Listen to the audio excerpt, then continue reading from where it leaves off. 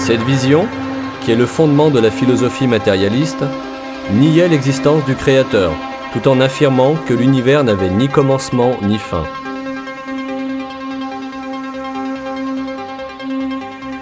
Le matérialisme est un système de pensée qui considère la matière comme le seul être absolu, et pour lequel rien d'autre n'existe que la matière.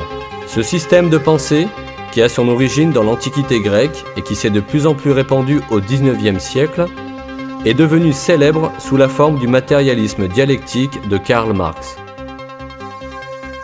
Les matérialistes considéraient le modèle de l'univers infini comme le principal appui de leurs philosophies athées.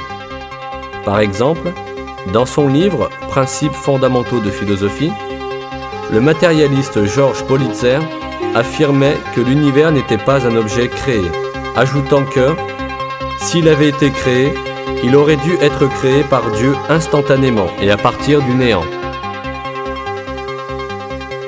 Lorsque Politzer affirmait que l'univers n'avait pas été créé du néant, il s'appuyait sur le modèle statique de l'univers en cours au XIXe siècle.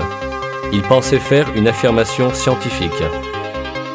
Cependant, les progrès de la science et de la technologie au XXe siècle ont finalement démoli cette idée primitive qu'on appelle le matérialisme. On a découvert que l'univers n'est pas constant comme le supposaient les matérialistes, mais qu'au contraire, il est en expansion.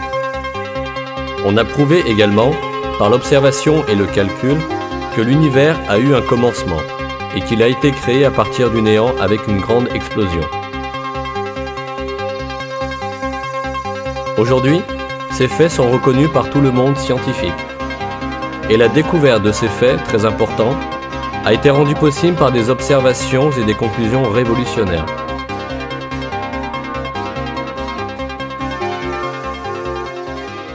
En 1929, à l'observatoire de Mount Wilson en Californie, un astronome américain appelé Edwin Hubble a fait une des plus grandes découvertes de l'histoire de l'astronomie.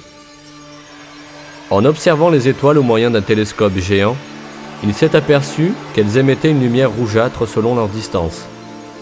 Cela voulait dire que les étoiles s'éloignent de nous.